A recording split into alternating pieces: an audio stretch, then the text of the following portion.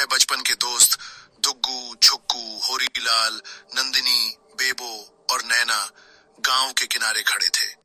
उनका दिल रोमांच और भय से धड़क रहा था, क्योंकि वे आज रात काले भूत के रहस्य को उजागर करने के लिए तैयार थे।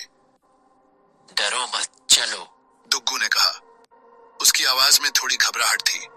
उसने साहस के साथ पहला कदम जंगल की ओर बढ़ाया। छुक्कू ने हंसते हुए कहा, यह सब बकवास है, भूत प्रेत नहीं होते। होरीलाल ने गहरी सांस लेते हुए कहा, मुझे नहीं लगता दुग्गू, मैंने इन जंगलों से अजीब आवाजें सुनी हैं। नंदिनी, जो हमेशा जिज्ञासु रहती थी, ने बेबो का हाथ थाम लिया। हम यहाँ तक आ गए हैं, अब आगे बढ़ते हैं, कोई पीछे नहीं हट सकता। नैना अचानक हड़बड़ी से बोली, क्या तुमने वह आवाज सुनी? सभी रुक गए। एक गहरी घुटी हुई आवाज जंगल में गूंज उठी। कल्लू भूत का कटा फटा रूप छायाओं से उभरा, लंबा, सूखा और उसकी आंखों में लाल आभा थी।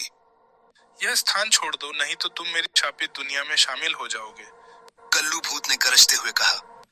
हम तुम्हारे सामने नहीं डरेंगे कल्लू भूत, दुग्गू ने चिल्लाया, हालांकि उसकी आवाज कांप रही थी। भूत हंसा और उसकी हंसी ने सबकी हड्डियां तक झकझोर दी। अचानक भूत तेजी से आगे बढ़ा और छुक्कू के गले में उसकी बर्फीली हाथ की पकड़ कस गई। नंदिनी और बेबो ने उसे खींचने की कोशिश की, लेकिन बहुत देर हो चुकी थी। अब उसकी आत्मा मेरी है, भूत ने फुफकारते हुए कहा। होरीलाल कांपते हुए पीछे हटा। अब क्या करें, उसने उसे ले लिया। नैना उसकी आवाज कांपती हुई फुसफुसाई, हमें इसे रोकना होगा, वह हमारे डर को खा रहा है। दुग्गू ने गंभीरता से सिर हिलाया।